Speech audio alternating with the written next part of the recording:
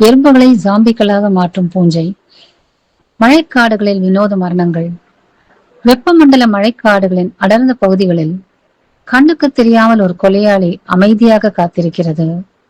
அது துரத்துவதில்லை, கடிப்பதில்லை, கர்ஜிப்பதில்லை. ஆனால் ஒவ்வொரு வருடமும் எண்ணற்ற எறும்புகள் அதற்கு இரையாகின்றன. முதலில் எல்லாமே சாதாரண நிகழ்வுகள் போலத்தான் இருக்கிறது. தொழிலாளர் எறும்புகள் நீண்ட ஒழுங்கமைக்கப்பட்ட பாதைகளில் செல்லுகின்றன. உணவை எடுத்துச் செல்ல, தங்கள் புற்றை காப்பாற்ற, தங்களுடைய சகாக்கள் விட்டுச் செல்லும் ரசாயன தடங்களை பின்பற்றி செல்கின்றன. ஆனால் திடீரென்று ஒரு வினோதம் நடக்கிறது. ஒரு எறும்பு இந்த ஒழுங்கமைப்பிலிருந்து விலகுகிறது. தனியாக, தெளிவில்லாமல் அது தன் புற்றின் பாதுகாப்பிலிருந்து விலகி எங்கோ செல்கிறது. அது இப்பொழுது ரசாயன தடங்களை பின்பற்றவில்லை. பிற எறும்புகளோடு அது வழக்கமான முறையில் தகவல் பரிமாறுவதில்லை. தொற்றால் பாதிக்கப்பட்டிருக்கும் அந்த எறும்பு ஏதோ ஒன்றின் கைப்பாவை போல் செயல்படுவதை விஞ்ஞானிகள் கண்டுபிடிக்கின்றனர். மெல்ல அந்த எறும்பு ஒரு மரத்தின் மேல் ஏறுகிறது. மேலும் மேலும் உயரே ஏறுகிறது. ஒரு இலை அல்லது மெல்லிய கிளையின் கீழ்ப்புறத்திற்கு செல்கிறது.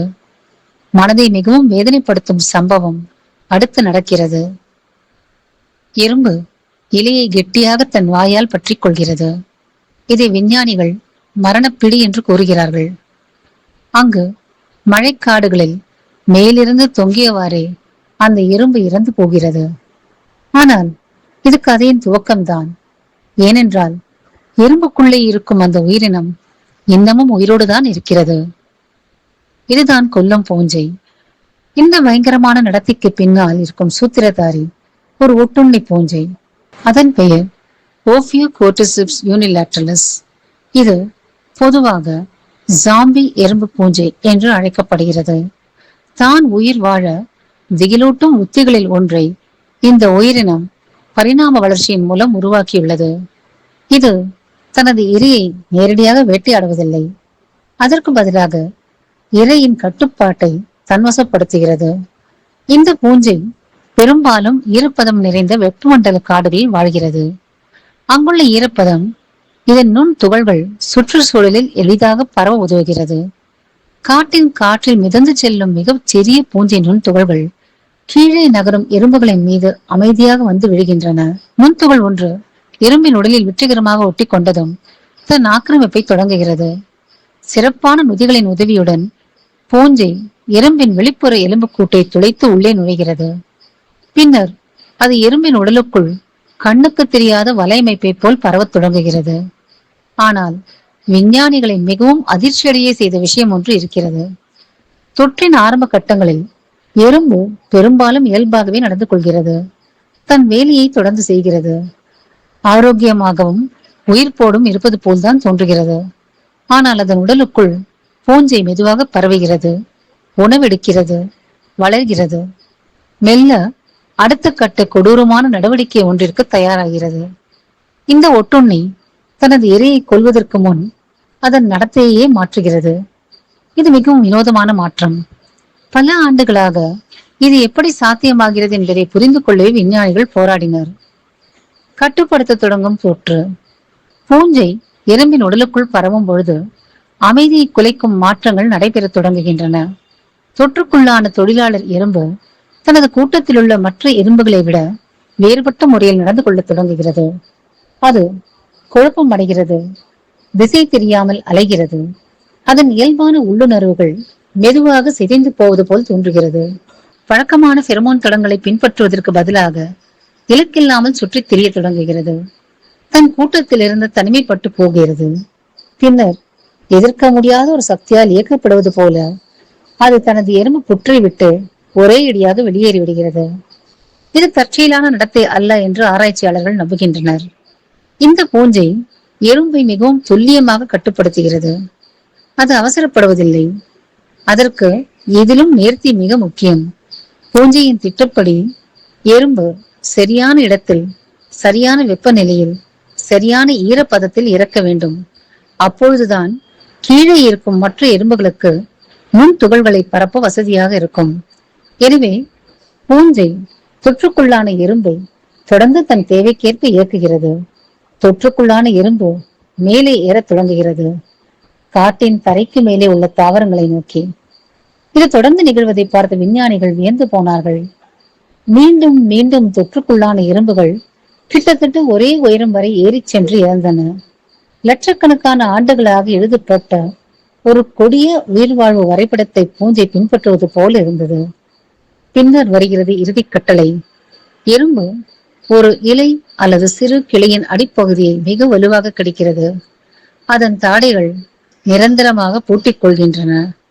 இந்த நடத்தை மரணப்பிடி என்று அழைக்கப்படுகிறது. அந்த பிடி உருவான பிறகு சோர்வடைந்த இரும்பால் இனி தப்பிக்க முடியாது. சிறிது நேரத்திலேயே அது இறந்து விடுகிறது. ஆனால் அதன் மரணத்திற்கு பிறகும் அதன் உடல் தொடர்ந்து பயன்படுத்தப்படுகிறது. உயிரற்ற உடலுக்குள் பூஞ்சை வளர்ந்து கொண்டே இருக்கிறது. உள்ளிருந்து அதை முழுவதுமாக நுகரத் தொடங்குகிறது.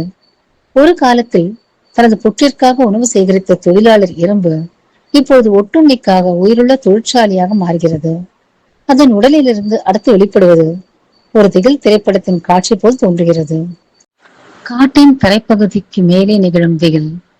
மழைக்காட்டின் தரையிலிருந்து சரியான உயரத்தில் ஒரு இலைக்கு கீழே தொற்றுக்குள்ளான எறும்பு அசைவின்றி தொங்கிக் கொண்டிருக்கிறது. அதன் புற்றை சேர்ந்த பிற எறும்புகள் அதை விட்டுவிட்டு தங்கள் பயணத்தை தொடர்கின்றன. ஆனால் இறந்த எறும்பின் உடலுக்குள் ஒட்டுண்ணி இன்னும் உயிரோடுதான் இருக்கிறது. இன்னும் வளர்ந்து கொண்டே இருக்கிறது. மெதுவாக பூஞ்சை எறும்பின் உடலில் மீதமுள்ள அனைத்தையும் உள்ளிருந்து நுகர்கிறது. அதன் தசைகளும் திசுக்களும் ஒரே நோக்கத்திற்காக பயன்படுத்தப்படுகின்றன. அதுதான் இனப்பெருக்கம். சில நாட்கள் சென்றதும் ஒரு அதிசயமான மாற்றம் நிகழத் தொடங்குகிறது. எறும்பின் தரையிலிருந்து நீண்ட பூஞ்சை காம்பு ஒன்று வெளிப்படுகிறது. ஈரப்பதம் நிறைந்த காட்டுக்காற்றை நோக்கி மெதுவாக நீள்கிறது. ஒரு சடலத்திலிருந்து முளைக்கும் ஒரு செடியை போல அந்த காம்பின் நுனியில் புதிய இரைகளை தொற்றக்கூடிய கோடிக்கணக்கான நுண் துகள்கள் அடங்கிய ஒரு உரை அமைந்துள்ளது. இப்பொழுது அந்த இறந்த எறும்பு ஒட்டுண்ணியின் அடுத்த தாக்குதலுக்கான ஏவுதளமாக மாறியுள்ளது. மேலிருந்து பூஞ்சை தனது நுண் துகள்களை மழைக்காட்டின் தரையில் தூவுகிறது. அங்கே ஆரோக்கியமான எறும்புகள் இன்னும் உணவை தேடி அலைந்து கொண்டிருக்கின்றன. ஒரு தொழிலாளர் எறும்பு அந்த உடலின் கீழ் சென்றால் அந்த கொடிய சுழற்சி மீண்டும் தொடங்கலாம். விஞ்ஞானிகள் ஒரு சுவாரஸ்யமான விஷயத்தை கண்டுபிடித்தனர். தொற்றுக்குள்ளான எறும்புகள் பெரும்பாலும் காட்டின் குறிப்பிட்ட பகுதிகளில் கூட்டமாக காணப்பட்டன. சில ஆராய்ச்சியாளர்கள் இந்த இடங்களை எறும்பு கல்லறைகள் என்று கூட அழைக்கின்றனர். பூஞ்சையின் கட்டுப்பாட்டின் கீழ் இறந்த எறும்புகளின் அமைதியான கல்லறைகள். இலைகளிலிருந்து தொங்கிக் கொண்டு இறுதிக்கடியில் உறைந்தபடி தலையிலிருந்து பூஞ்சை முளைத்துக் கொண்டிருக்கும் உடல்கள். இது இயற்கையில் காணப்படும் மிகவும் வினோதமான உயிர் வாழ்வு உத்திகளில் ஒன்று. ஒரு நுண்ணுயிரி தன்னை விட பெரிய உயிரினத்தின் நடத்தையே கட்டுப்படுத்துகிறது. அதன் நோக்கம் கொடுமை செய்வது அல்ல. அதன் தேவை இனப்பெருக்கம் மட்டுமே. மனக்கட்டுப்பாட்டின் மர்மம். பல தசாப்தங்களாக விஞ்ஞானிகளை ஒரு பதற்றமூட்டும் கேள்வி துரத்தியது. ஒரு பூஞ்சை எவ்வாறு ஒரு எறும்பை இவ்வளவு துல்லியமாக கட்டுப்படுத்த முடியும்? ஆரம்பத்தில் பல ஆராய்ச்சியாளர்கள் இந்த ஒட்டுண்ணி நேரடியாக எறும்பின் மூளையை தாக்குகிறது என்றே நம்பினர். ஏனென்றால் தொற்றுக்குள்ளான எறும்புகள் வெளிப்படுத்திய நடத்தைகள் மிகவும் குறிப்பிடத்தக்கவையாக இருந்தன. மிக துல்லியமான நேரத்தில் நிகழ்ந்தன. அவற்றை பார்த்த பொழுது உண்மையான மனக்கட்டுப்பாடு நடைபெறுகிறது என்றே தோன்றியது. ஆனால் விஞ்ஞானிகள் தொற்றுக்குள்ளான எறும்புகளை மேலும் நுணுக்கமாக ஆய்வு செய்த போது அவர்கள் எதிர்பாராத ஒன்றை கண்டுபிடித்தனர். சில ஆய்வுகளில் பூஞ்சை எறும்பின் உடல் முழுவதும் பரவியிருந்தது. அது தசைகளை சூழ்ந்திருந்தது. திசுக்களுக்கு இடையிலான இடங்களை நிரப்பியிருந்தது. ஆனால் ஆச்சரியமாக மூளை பெரும்பாலும் பாதிக்கப்படாமல் இருந்தது. இது ஒரு அதிர்ச்சியூட்டும் சாத்தியத்தை முன்வைத்தது. ஒருவேளை பூஞ்சை எறும்பின் சிந்தனைகளை கட்டுப்படுத்தாமல் இருக்கலாம். அதற்கு பதிலாக அது உடலையே கட்டுப்படுத்துகிறதோ?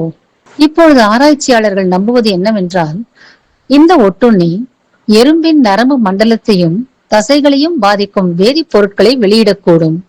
கண்ணுக்கு தெரியாத கயிறுகளை இழுக்கும் ஒரு உயிரியல் பொம்மலாட்டக்காரனை போல.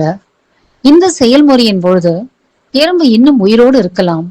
ஆனால் அதன் இயல்பான உள்ளுணர்வுகள் பூஞ்சை உருவாக்கும் சமிக்ஞைகளால் மெதுவாக மாற்றப்படுகின்றன. எப்படியோ அந்த சமிக்ஞைகள் தொழிலாளர் எறும்பை ஒட்டுண்ணி உயிர் வாழ மிகவும் ஏற்ற இடத்தை நோக்கி வழிநடத்துகின்றன. ஆனால் எறும்புகள் முற்றிலும் பாதுகாப்பற்றவை அல்ல. காலனிக்குள் இருக்கும் ஆரோக்கியமான தொழிலாளர் எறும்புகள் ஏதோ மிகவும் தவறாக நடக்கிறது என்பதை ஏற்கனவே உணர்ந்திருக்கலாம். காலனியின் எதிர்ப்பு. ஒரு எறும்பு காலனிக்குள் உயிர் வாழ்வு என்பது எந்த விலையையும் கொடுத்து குழுவை பாதுகாப்பதையே சார்ந்துள்ளது. ஆயிரக்கணக்கான தொழிலாளர் எறும்புகள் நெருக்கமான சுரங்கங்களிலும் அறைகளிலும் ஒன்றாக வாழ்கின்றன. இவ்வளவு அடர்த்தியாக இணைக்கப்பட்ட சமூகத்தில் நோய்கள் அச்சமூட்டும் வேகத்தில் பரவக்கூடும். அதனால் லட்சக்கணக்கான ஆண்டுகளாக எறும்புகள் தொற்றுகளுக்கு எதிராக அசாதாரணமான பாதுகாப்பு முறைகளை உருவாக்கியுள்ளன. சில நேரங்களில் ஒட்டுண்ணிகள் அல்லது தீங்கு விளைவிக்கும் பூஞ்சைகளால் பாதிக்கப்பட்ட தங்கள் உறுப்பினர்களை ஆரோக்கியமான எறும்புகள் அடையாளம் காண முடியும் என்பதை விஞ்ஞானிகள் கண்டறிந்துள்ளனர். தொற்றுக்குள்ளான எறும்பு வேறுபட்ட மனத்தை வெளிப்படுத்தலாம், வேறுபட்ட முறையில் நகரலாம் அல்லது இயல்பற்ற நடத்தையை காட்டலாம். காலனி ஆபத்தை உணர்ந்தவுடன் அதன் பதில் மிகவும் கடுமையானதாக இருக்கக்கூடும். சில எறும்பு இனங்களை தொற்றுக்குள்ளான உறுப்பினர்கள் மற்ற உறுப்பினரிடமிருந்து தனிமைப்படுத்தப்படுகின்றனர். ஆரோக்கியமான தொழிலாளர் எறும்புகள் நோயற்ற உறுப்பினர்களை கூட்டிலிருந்து வெளியே இழுத்துச் செல்லக்கூடும். அவைகளை மீண்டும் அனுமதிக்காமல் தடுக்கவும் கூடும், அல்லது அவற்றுடனான எந்த தொடர்பையும் தவிர்த்துவிடும்.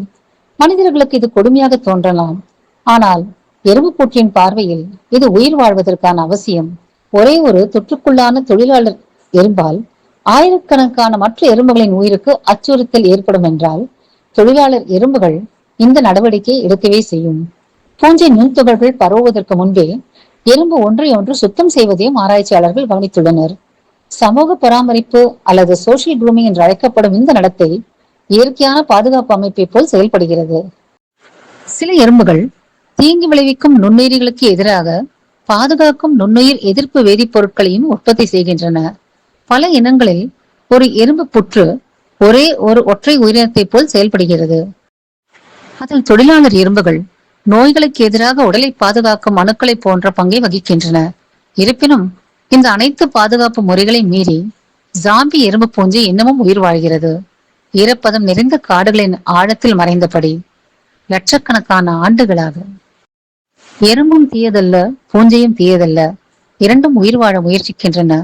ஒன்று ஒத்துழைப்பின் மூலமும் இடைவிடாத உழைப்பின் மூலமும், இன்னொன்று கட்டுப்பாடின் மூலமும் கையாளுதலின் மூலமும். கற்பனையை காட்டிலும் இயற்கை மிக விசித்திரமானது. இயற்கை மற்றும் வனவிலங்கு பாதுகாப்பு குறித்த எங்கள் காணொளிகளை தொடர்ந்து காண எங்கள் சேனலுக்கு சப்ஸ்கிரைப் செய்து ஆதரவும் ஊக்கமும் அளிக்குமாறு கேட்டுக்கொள்கிறோம். நன்றி, வணக்கம். Let nature live.